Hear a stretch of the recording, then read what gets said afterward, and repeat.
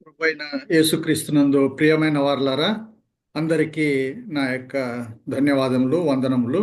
ప్రభునామమున మీకందరికీ శుభాశీస్సులు. ఈ యొక్క సమయము చాలా ప్రశస్తమైనది. కొన్ని విషయాలు మనం చూద్దాం. అంతకంటే ముందుగా ఒక చిన్న ప్రార్థన. మహాప్రభు అయిన మా గొప్ప దేవ, కరుణామయుడ, ప్రేమగల తండ్రి, మరి మీరు ఇచ్చినటువంటి ఈ యొక్క సమయాన్ని బట్టి మీకు వందనములు, స్తుతులు, స్తోత్రములు. ఈ జూమ్ మీటింగ్లో మరి మేము మిమ్మల్ని స్తుతించుటకును, మిమ్మల్ని ఆరాధించుటకును, మీ స్వరమును వినుటకును మాకు ఇచ్చిన అవకాశాన్ని బట్టి ఒక వందనములు, స్తుతులు, స్తోత్రములు. ఇదిగో నాయనా, మీ వాక్యం ద్వారా మీరు మా అందరితో మాట్లాడండి. మీ మెల్లని స్వరాన్ని వినిపించండి. మరి మేము మీ యొక్క దర్శనమును, మీ స్వరమును విని మేము మా జీవితంలో వాటిని సార్థకం చేసుకొని మేము ఆశీర్వదింపబడుటకు ప్రతి ఒక్కరిని దీవించి ఆశీర్వదించమని, మరి ఈ యొక్క కార్యక్రమాన్ని అంతయు చక్కగా మీ యొక్క అధ్యక్షతలో ఇది సరళంగాను మరి ఏ నిరాటంకంగాను జరుగునట్లు సహాయం దయచేయమని యేసు నామమున అడిగి వేడుకొంచున్నాం తండ్రి. ఆమేన్. వాళ్ళారా చూడండి, ఇది క్రిస్మస్ తర్వాత మొట్టమొదటి ఆదివారము, మరియు ఇది 2024 సంవత్సరంలో చిట్ట చివరి ఆదివారం. మరి ఈ సంవత్సరం అంతా దేవుడు మనల్ని కాపాడినాడు. మరి 2-3 రోజుల్లో మనము ఆ, కొత్త సంవత్సరంలోకి వెళుచున్నాం. మరి మరి అనేకులు గతించినారు. మనకు తెలిసే పెద్ద పెద్ద వాళ్ళు కూడా గతించినారు. ఇటీవలనే మన్మోహన్ సింగ్ అని, అంతకుముందు మన ఆంధ్ర రాష్ట్రపు రాజకీయవేత్త అయినటువంటి సీతారాం యేచూరి అని, రతన్ టాటా అని, ఆ, ఎంతటి గొప్పవారైనా వారు కూడా గతించిపోతున్నారు. కానీ మనం వాళ్ళకంటే శ్రేష్ఠులని కాదు, గొప్పవారమని కాదు. మనకేంటంటే దేవుని కరుణా కటాక్షం వలన మనం ఇంకా ఉంటున్నామంటే, మరి life is the gift of God. దేవుడు ఇచ్చినటువంటి మహాభాగ్యమే మన యొక్క జీవితం. కాబట్టి ఈ జీవితంలో దేవుడు మరి నూతన సంవత్సరం ఇస్తానంటున్నాడు. ఆయన ఏంటంటే ఐషయా 43:19, యెషయా ప్రవక్త రాసిన గ్రంథంలో చూస్తే 43వ అధ్యాయం 19వ వచనము, ఇదిగో నేను ఒక నూతన క్రియను చేయుచున్నాను. దేవుడు, మన దేవుడు నూతన క్రియ చేసేవాడు. నూతన సంవత్సరాలు ఇస్తాడు, నూతన విషయాలు తెలియజేస్తాడు, నూతన కార్యాలు చేసేవాడు. ఆయన చేసే వాటిని గురించి మీరు ఆలోచింపరా అంటున్నాడు. నేను ఒక నూతన క్రియను చేయుచున్నాను, అది ఇప్పుడే మొలుస్తుంది. మరి మీరు ఆలోచించరా? దేవుడు చేసే నూతనమైన కార్యాలను మనం ఆలోచించాలి. ఆయన ఏమంటున్నాడు? మనకు అర్థం కాని విషయాలను కూడా నేను చేస్తా అంటున్నాడు. నేను అరణ్యములో త్రోవను కలుగజేయుచున్నాను, ఎడారిలో నదులను పారజేయుచున్నాను. సో అరణ్యంలో త్రోవను కూడా కలుగజేస్తాడు. అరణ్యం అంటే ముల కంపలు, గచ్చ పొదలు, రాళ్ళు, రప్పలు, మరి వాగులు, సమతలము లేని భూమి ఇలా ఉంటాయి. దాంట్లో కూడా ఆయన చక్కని మార్గాన్ని ఏర్పరుస్తానంటాడు. మరి అది మానవులకు అసాధ్యమైన, దేవుడు చేయగలిగిన శక్తి సామర్థ్యం కలిగినటువంటి వాడు మన దేవుడు. అంతేకాదు, ఎడారిలో నదులను పార పారజేయుచున్నాను అంటున్నాడు. సో నదులను కూడా ప్రవహింపజేస్తాను ఎడారిలో అని ఆయన చెప్తున్నాడు. మరి ఎడారిలో నదులు ఎట్లా వస్తాయి? కానీ దేవుడైతే అవి చేయగలిగినటువంటి సామర్థ్యం కలిగిన దేవుడు. మరి ఈ సంవత్సరం ఆయన మన జీవితంలో కూడా నూతన క్రియలు చేయడానికి ఆయన పూనుకున్నాడు, సంసిద్ధుడుగా ఉంటున్నాడు. అందుకనే మనము కొంతమంది ఈ న్యూ ఇయర్ కమిట్మెంట్స్ అని తీసుకుంటుంటారు. కానీ అది మొదట్లో కొంతమంది తీసుకుంటారు, కొంతమంది వాటిలో కొన్నిటిని పాటిస్తారు, మధ్యలోనే వదిలేస్తారు. ఇవన్నీ కాకుండా మరి మనము కనీసం 1-2 ఈ సంవత్సరం దేవుడు మన జీవితాల్లో చేయాలని మనం కోరుకోవాలి. మనం కూడా వాటిని శ్రద్ధగా పాటించాలి. ఈ నూతన సంవత్సరం వస్తుందంటే మనం మరి ఏంటి నేర్చుకోవాల్సింది, ఏం చేయాలి? మరి అనేక హిందువులైతే వాళ్ళు వేరే వేరే విషయాల్లో తీసుకుంటారు. మేము అది సినిమాలకు పోమనో కానీ, సిగరెట్లు తాగము, ఇలాంటి వాళ్ళు తీసుకున్నా కూడా మరి మరి ఇక్కడ జూమ్ మీటింగ్లో ఉంటున్న మనము, మన యొక్క ఈ వాక్యాన్ని వింటున్న అనేకులు తీసుకోవాల్సినటివి చాలా ఇంపార్టెంట్వి దేవుడు చెప్పినట్టు విందాం. మరి ఆయన చూస్తే మనకేంటి సలహా ఇస్తున్నాడు? రోమీలకు రాసిన పత్రిక 15వ అధ్యాయం 2వ వచనం మనం ఇది చదువుదాం. తన పొరుగువానికి క్షేమాభివృద్ధి కలిగినట్లు మనలో ప్రతి వాడును మేలైన దాని యందు అతనిని సంతోషపరచాలి. Each of us should please our neighbours for their good to build them up. We have to build our neighbours and we have to see their good is built up. వాళ్ళు అభివృద్ధి చెందాలి, వాళ్లకు క్షేమం కలగాలి అనే యొక్క దృక్పథంతో మనము కొన్ని కార్యాలు చేయవలను, అతన్ని సంతోషపరచవలసిన అవసరం కూడా ఉంటుంది.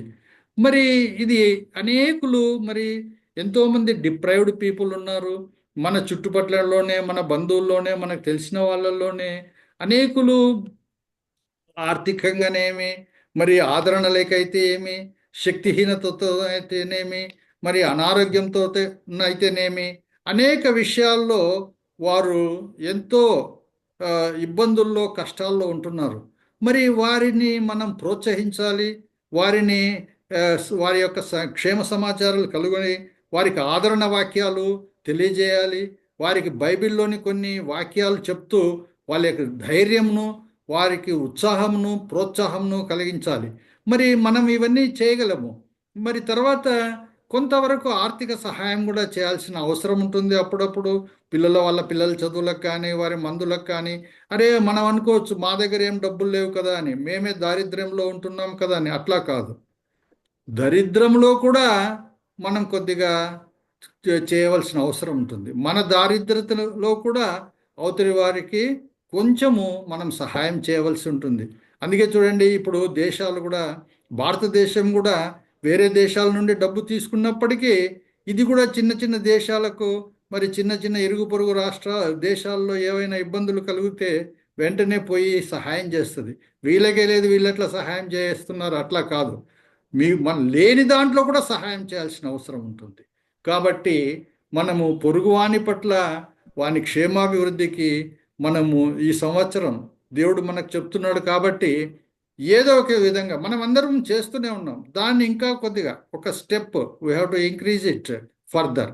మరి ఒకటి, ఆదరణ వాక్యాలు చెప్పటం, ఫోన్ చేసి చెప్పటం, దూరస్తులకు, దూరంగా ఉన్న వాళ్ళకైతే దగ్గరగా ఉంటే దర్శించటం, మనకు వీలైతే వెళ్ళిపోయి చూసి రావటం, ఆసుపత్రులలో ఉండే వాళ్ళని దర్శించటం, వారికి ధైర్యం చెప్పడం, వారి బంధువులకు, వారి సన్నిహితులకు, వారి దగ్గరి వాళ్ళు ఎవరైతే బాధల్లో ఉంటున్నారో, ఎవరైతే దుఃఖంలో ఉంటున్నారో వారికి కూడా ఆదరణ వాక్యాలు చెప్పడం, మరి వారి కొరకు ప్రార్థించటం, దేవుడు ఎలా వారికి తోడై ఉంటాడు, దేవుడు ఎలా సహాయం చేస్తాడు అనే విషయాలు మనం చెప్పవచ్చు.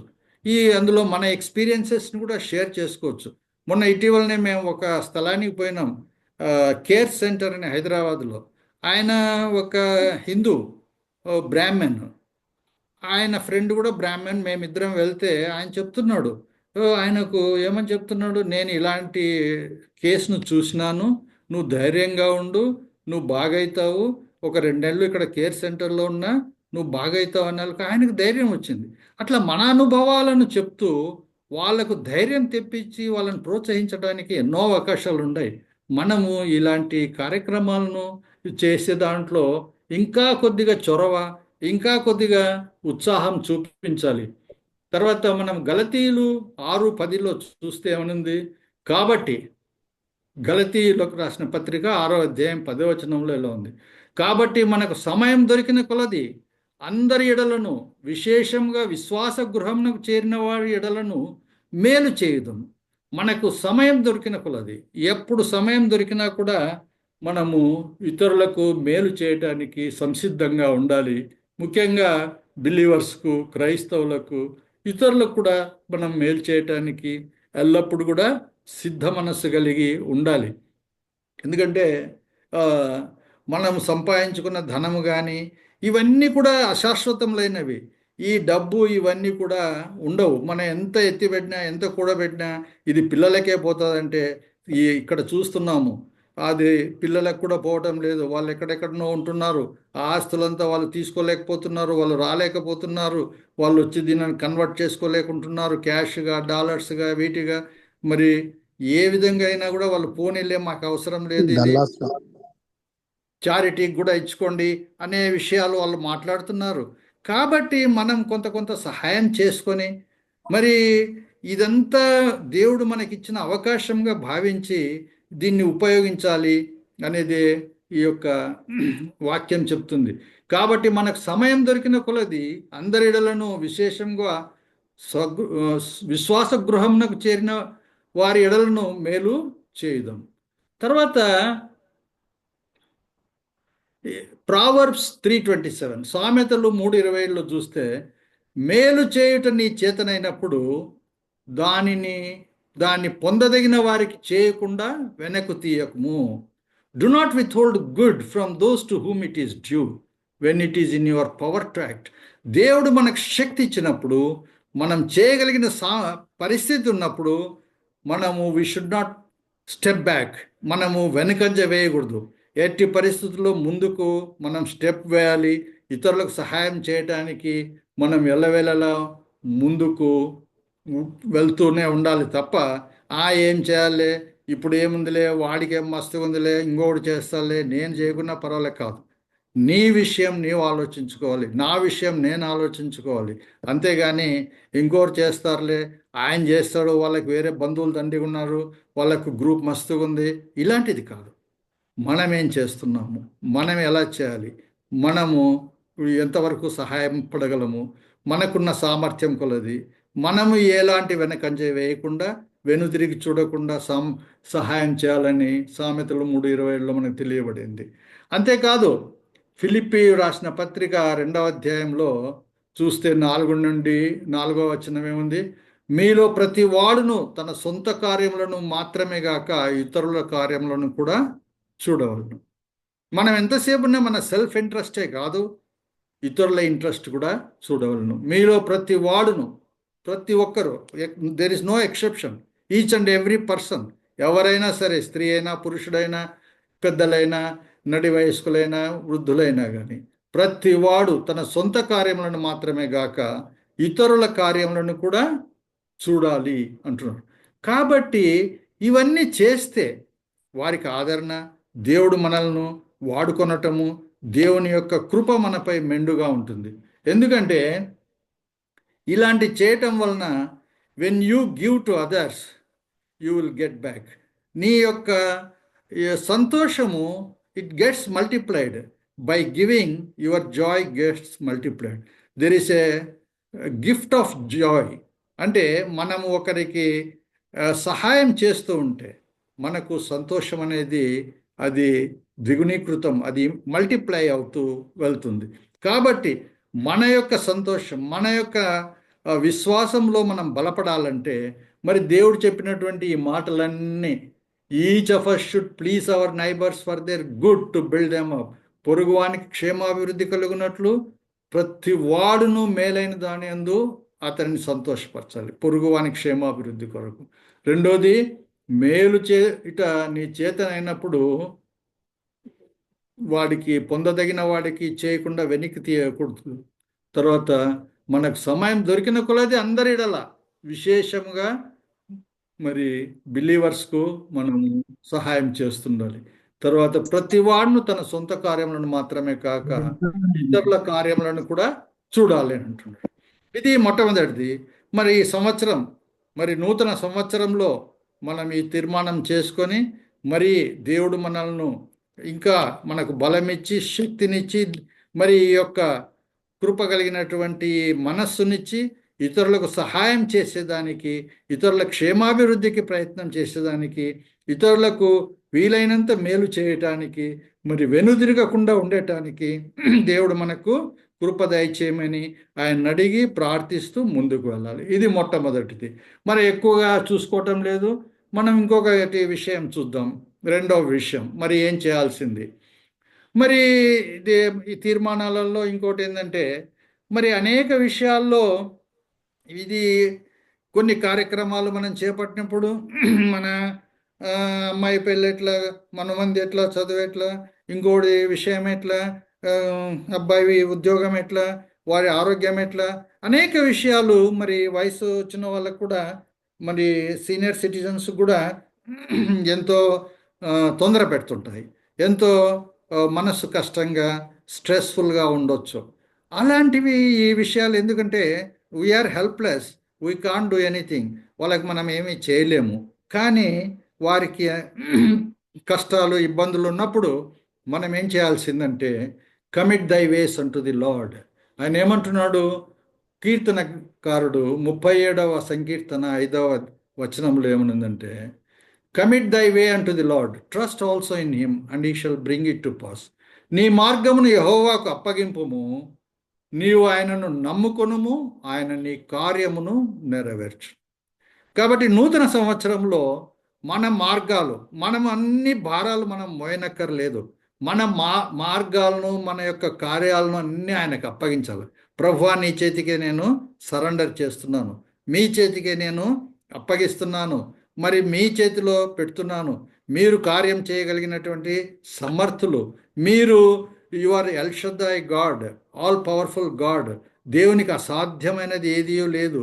దేవుడు అరణ్యములలో ఆయన బాటలు వేసేవాడు, ఎడారిలో నదులను పారజేయించేవాడు.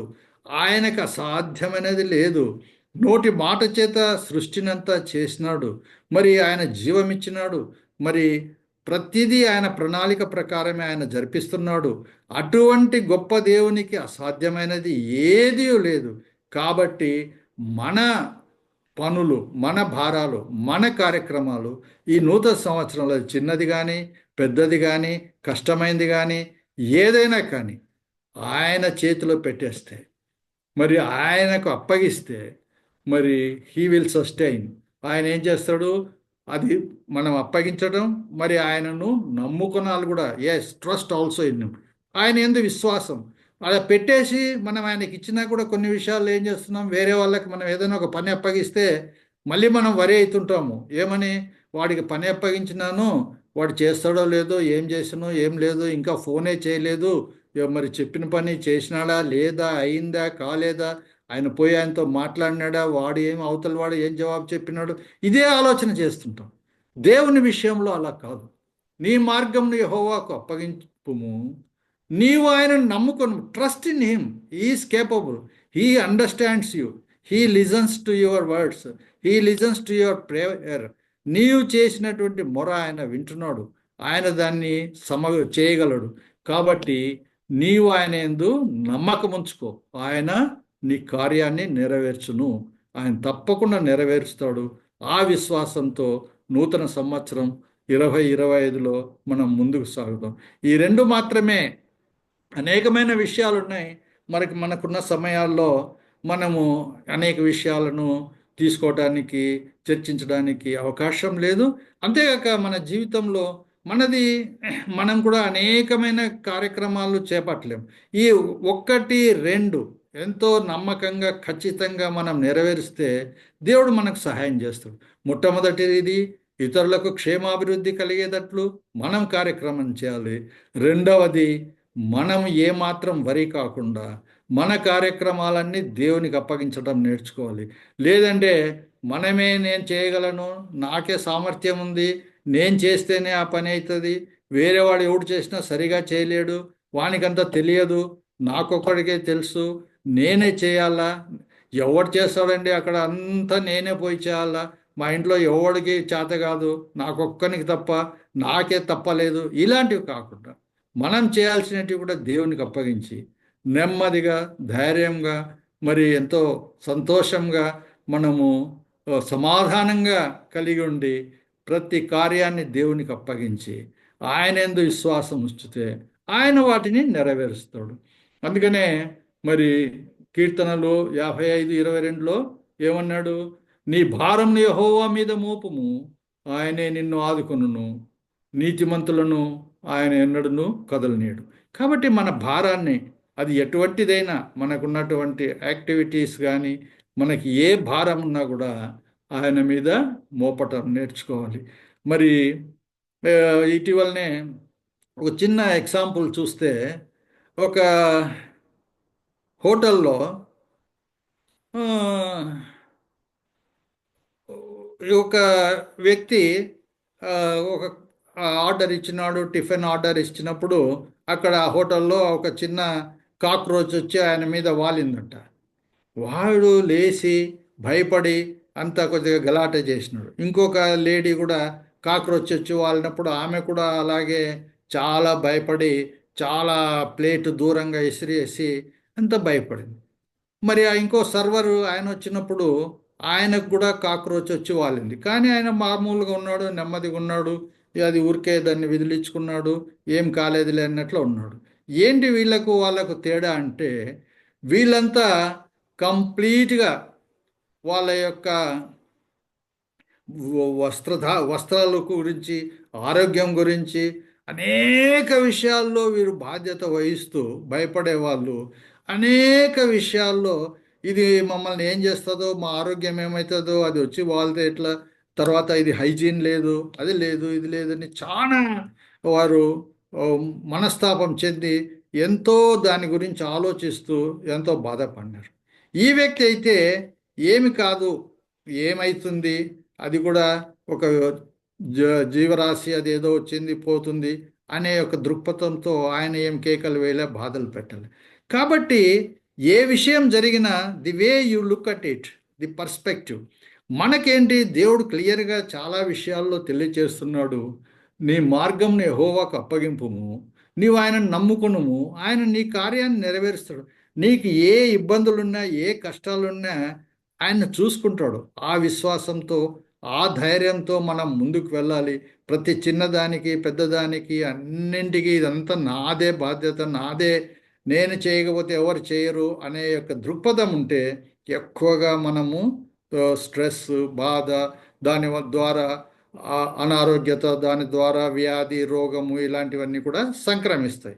కాబట్టి మనము ఎప్పుడైతే దేవుడు మనల్ని సహాయం చేస్తాడు, దేవుడే అన్ని చూసుకుంటాడు అనుకుంటే మనం ఎంతో ఉత్సాహంగా, ధైర్యంగా ఈ జీవితయాత్ర కొనసాగించగలము.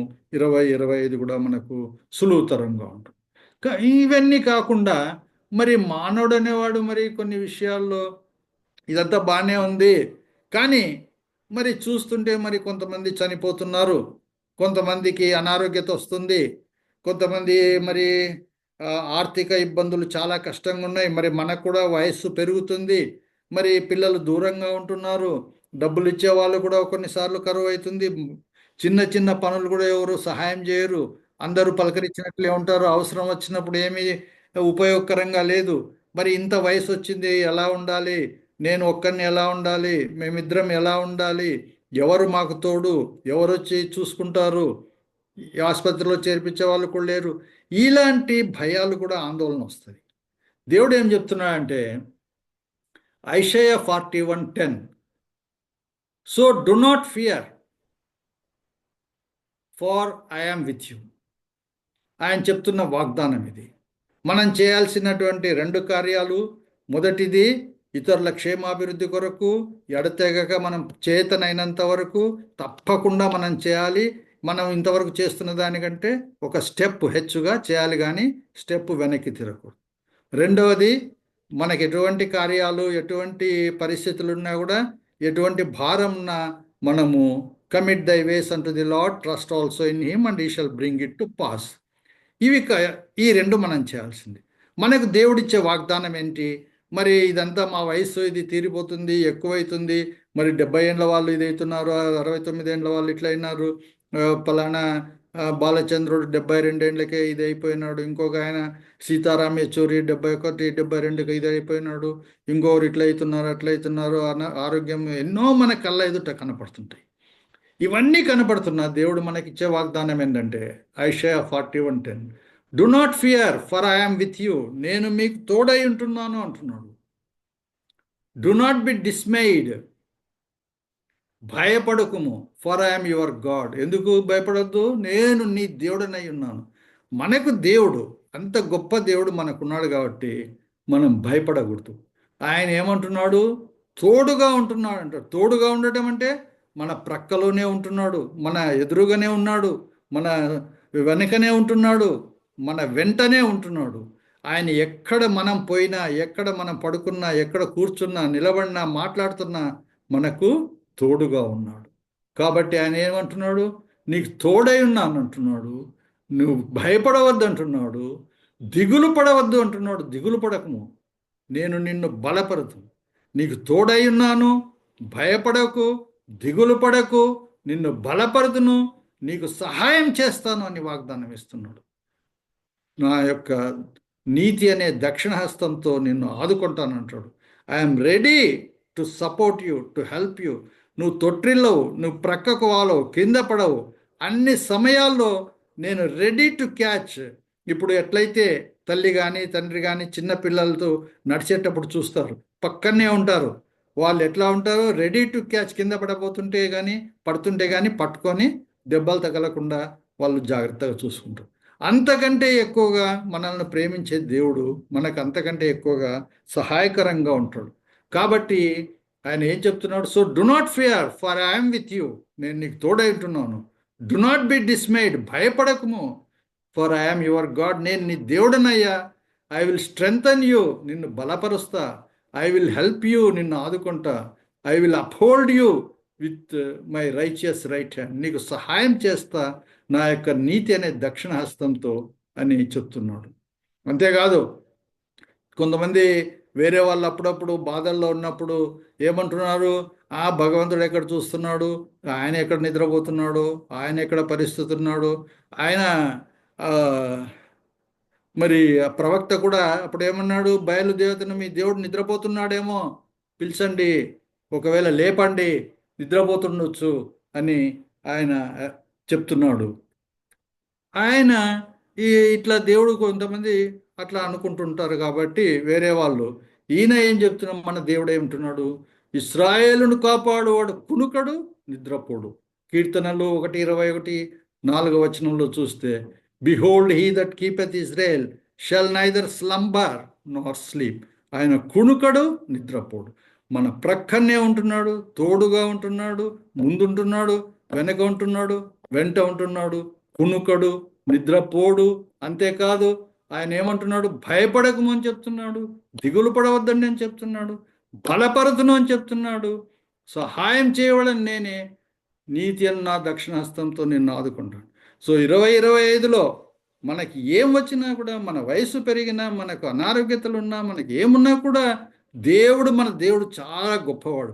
అయ్యో నాకు ఇంకా వయసు పెరుగుతుంది, 70 నుండి 71, 71 నుండి 72, 68 నుండి 69, ఇంకా పిల్లలు వాళ్ళు దూరం అయిపోతున్నారు. వాళ్ళ పనులు, వాళ్ళ పిల్లలు పెద్దగా అవుతుంటే వాళ్ళు దాంట్లో బిజీగా ఉన్నారు. చిన్నగా ఉన్నప్పుడు పిల్లలు చిన్న ఉన్నప్పుడు లేదా పిల్లలు లేనప్పుడు అయితే వాళ్ళు రోజు ఫోన్లు చేసేవాళ్ళు. ఇప్పుడు వాళ్ళ యొక్క చాలా బిజీనెస్లో ఫోన్లు కూడా చేయడం తగ్గించినారు. అంతకుముందు రోజుకు ఒకసారి చేసేవాళ్ళు, ఇప్పుడు వారానికి 2 సార్లు చేస్తే కూడా కష్టంగా ఉంది, వారానికి ఒకసారి చేస్తున్నారు. ఇలాంటివన్నీ కూడా మనం అధైర్యపడకుండా, మనకు దేవుడు తోడై ఉన్నాడు, ఆయన మనల్ని ఆదుకుంటాడు, ఆయన మనల్ని బలపరుస్తాడు. ఆయన చెప్తున్నాడు దిగులు పడకమని. అట్టి దేవుడు ఆయన కునుకడు, నిద్రపోడు. కునుకడంటే always continuously watching with great vigilance. ఎంతో జాగ్రత్తగా మన పట్ల చూస్తూ, మనకి ఏదైనా చిన్న ఇబ్బంది కలుగుతుందా, ఏదైనా కష్టం కలుగుతుందా, తొట్టిల్లుతాడా, కింద పడతాడా, ఏమైనా ఆయన పడిపోతాడా అని ఎంతో జాగ్రత్తగా వాచ్ చేస్తున్నాడు. ఎందుకు? ఆదుకుంటానని చెప్తున్నాడు, ఆదుకుంటున్నాడు కూడా. కాబట్టి ఈ 2025 సంవత్సరం దేవుడు మనల్ని ఇటువంటి వాగ్దానం ఇస్తున్నాడు. కాబట్టి ఐషయా 41:10, డు నాట్ ఫియర్. ఎట్టి పరిస్థితుల్లో మనం భయపడకుండా జీవితయాత్ర సంవత్సరం బై సంవత్సరం మనం ముందుకు సాగాలి. ఆయన మన దేవుడు గొప్ప దేవుడు, నూతన క్రియలు చేసే దేవుడు. మరి ఆయన మనకు నూతన సంవత్సరాన్ని ఇస్తున్నాడు. మరి అనేక నూతన విషయాలను చేస్తాడు. ఆయనకు అసాధ్యమైంది లేదు. మరి అరణ్యంలో త్రోవలను కలుగజేస్తాడు, దాడిలో నదులను కూడా పారజేస్తున్నాడు. తర్వాత ఆయన ఏంటి మనకు చెప్తున్న కార్యము మనం చేయగలిగినది ఈ సంవత్సరం, మరి పొరుగువానికి క్షేమాభివృద్ధి కలిగినట్లు మనలో ప్రతి వాడును మేలైన దాని యందు అతన్ని సంతోషపరచాలి. ఎవరెవరికి వీలైన కార్యక్రమాలు, వాక్యం చెప్పడం కానీ, ఆదరించడం కానీ, మరి కొంతమందికి పాట వినిపించడం కానీ, మరి డబ్బు సహాయం చేయటం కానీ, మరి ధైర్యం చెప్పడం కానీ, మన అనుభవాలతో షేర్ చేసుకొని ఇట్లా చేస్తే ఇట్లా ఇట్లా అని సలహాలు ఇవ్వటం కానీ, మరి కౌన్సిలింగ్ చేయటం కానీ, వాళ్ళ బాధలు వినటం కానీ, వాళ్ళ కష్టాలు అవన్నీ కూడా మనం ఎంతో వారి పట్ల జాలి ప్రేమతో విన్నా కూడా చాలు, వారికి ఎంతో నెమ్మది సమాధానం కలుగుతుంది. Counselling is not talking or advising or giving all suggestions, just listening to there. You have to lend your ear to pour their woes into అని ఉంది. What's counselling? Lend your ear, E R, lend your ear, మీ యొక్క చెవిని, lend your ear to pour their woes into, వాళ్ళ బాధలు, వాళ్ళ యొక్క వ్యధ, వాళ్ళ యొక్క శ్రమలు, వాళ్ళ కష్టాలు చెప్పుకునేక మీరు మీ యొక్క చెవిని వారికి అనుగ్రహించాలంట. సో అది కూడా మనం చేయగలిగినటువంటి సేవ. సో అలాంటివన్నీ మనం చేస్తూ ఇతరులకు క్షేమాభివృద్ధి కలుగజేయాలి. తర్వాత మనకున్నటువంటి కష్టాలు కానీ, ఇబ్బందులు కానీ, భారాలు కానీ దేవుని మీద వేయాలి. మరి ఆయననే మనల్ని ఆదుకుంటాడు, భయపడకూడదు అని చెప్తున్నాడు. ఎట్టి స్థితిలో కూడా మనము నూతన సంవత్సరంలో ధైర్యంగా ఉండాలి. సింహం పిల్లలు వలె మనము ధైర్యంగా ఉండాలి. ఎందుకంటే నీతిమంతులు సింహంల వలె ధైర్యంగా ఉంటారని వాక్యం చెప్తుంది. అట్టి ధైర్యాన్ని దేవుడు మనకు అనుగ్రహించి 2025లో మనం చక్కని new years what you call decisions are new years మన తీర్మానములు, కొత్త సంవత్సరం తీర్మానాలుగా 2 తీర్మానాలు, ఒక వాగ్దానంతో మనం ముందుకు వెళ్ళాలని మరి ఈ సమయాన్ని మీ అందరికీ నేను తెలియజేస్తున్నాను. ఈ సమయాన్ని నాకు అనుగ్రహించినటువంటి సిస్టర్ జ్యోతి గారికి, మరి విన్నటువంటి అందరికీ కూడా వందనాలు చెల్లిస్తూ ఓ చిన్న ప్రార్థనతో నేను ముగించదలుచుకున్నాను.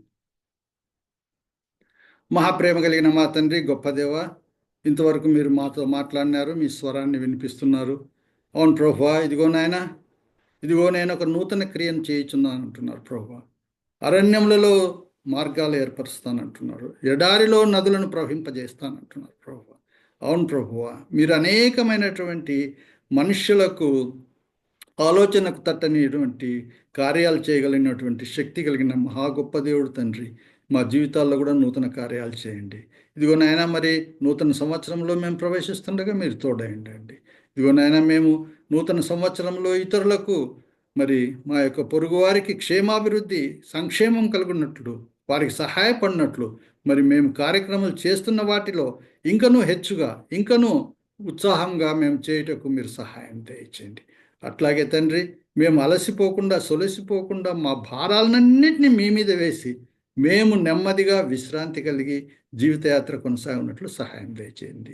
మీరు ఇచ్చినటువంటి వాగ్దానం, భయపడకుడి, నేను మీకు తోడై ఉన్నాను, మీతో వెంటనే ఉంటున్నాను, దిగులు పడకండి, మీకు దేవుడనై ఉన్నాను, మిమ్మల్ని బలపడుతును, మీకు సహాయం చేస్తాను, మిమ్మల్ని ఆదుకుంటాను, అనేకమైన వాగ్దానాలు ఇచ్చినారు తండ్రి. ఈ వాగ్దానాలన్నీ మేము చేపట్టి జయప్రదంగా, ఉత్సాహంగా, ధైర్యంగా 2025లో ప్రవేశించి ముందుకు వెళ్ళినట్లు, మరి ముఖ్యంగా ఈ జూమ్ మీటింగ్లో వచ్చిన ప్రతి బిడ్డను దీవించమని, వారి కుటుంబాలను దీవించమని, ఈ యొక్క ప్రోగ్రామ్స్ అన్ని ఆర్గనైజ్ చేస్తున్నటువంటి జ్యోతిని, వారి కుటుంబాన్ని మరి హెచ్చుగా దీవించమని, యేసు నామమున ఈ చిన్న ప్రార్థన అంగీకరించమని అతి వినయంతో బ్రతిమాలి వేడుకొంచున్నాం తండ్రి. ఆమేన్, ఆమేన్.